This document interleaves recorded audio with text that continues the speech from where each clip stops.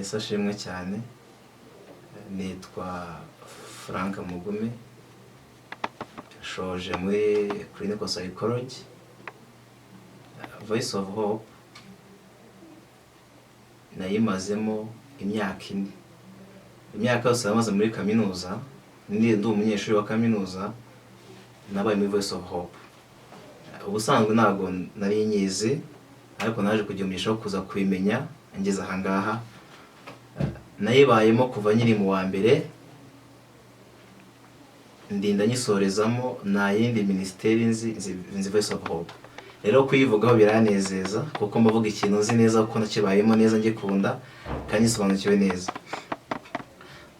Voice of Hope nk'uko izina ryitwa ni ijwi ry'ibyiringiro nyine. Ni ijwi ry'ibyiringiro yatangiye mu 2000, itangizwa n'uwitwaga Robina. Baje kugira yerekwa niho batomboye iryo zina, byo birahita gufindura, barafindura kubw'amahirwe bafumbuye iryo zina ribe ryitirirwa ministeri yacu dukoramo uyu munsi.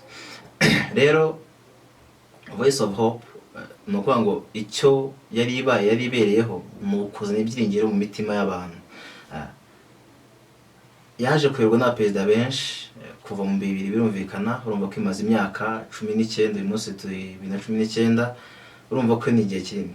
Ntabwo navuga byose ngo bimere kubera yuko yabayeho naratangira n'ishuri, ariko ibyo yakoze ubwabyo birigaragaza.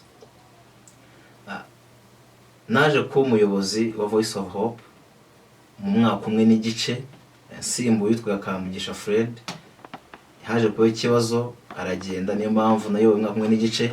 Ariko mu myaka yose muri Voice of Hope hari uburyo bakirwaga, hari uburyo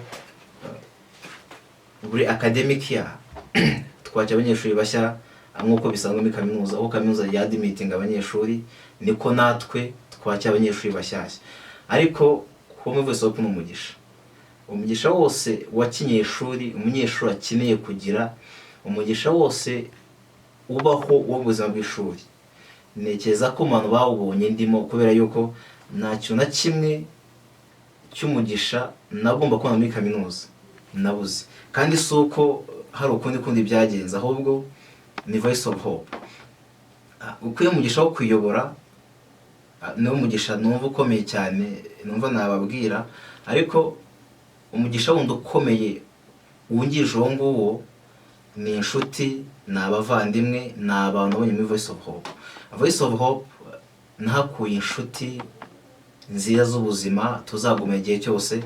Voice of Hope no kuvuga ngo nibo bantu nzi ko mfite bari hafi cyane mu buzima, kandi ndora ko tuzanakoze no kubana n'umundi buzima busanzwe. Kandi ndetse n'ibyo ngibyo no mu bitagaragara n'ibigaragara byose hari umugisha ukomeye muri Voice of Hope. Rero muri Voice of Hope ntabwo mbyicuza, mbishimiye Imana cyane ko nayibayemo, ndetse nekeza yuko iyo naza kwibamo ntabwo naye kuba mamye ibingibi, ndetse ntabwo naye kuba mamye yuko umugisha nabonye muri kaminuza w'ubuzima bw'ishuri nawubonye. Ahubwo icyo nemeza cyo nuko ikintu cyane cyakandi muri Voice of Hope ngasanga koko aho nabaye ntagomba kuba ndi. So shima Imana kubw'ibyo ngibyo, kandi Voice of Hope ndayikunda. Murakoze cyane.